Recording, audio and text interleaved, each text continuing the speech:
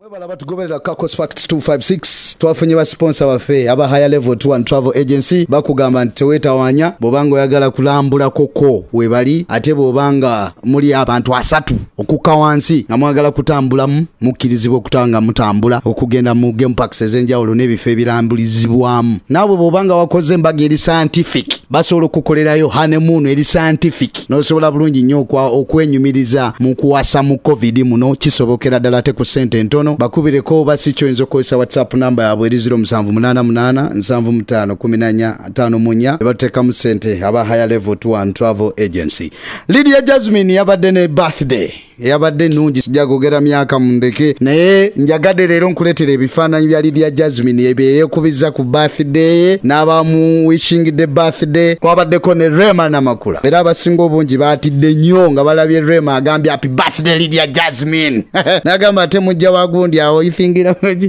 happy birthday naye ebyo byammwe bali bayimbi ebyobujja muyinza n'okuba mwe mubimanyi nga Rema tabimanyi bino bye bifaananyi bya Lydia Jasmine byeyekubiza ku birthday nalabye Nina Rose kuliko Winnie Nwaji n'abalala nyumirwa omubiri omulungi n'ebifaananyi ebirungi mwebale kutugoberera.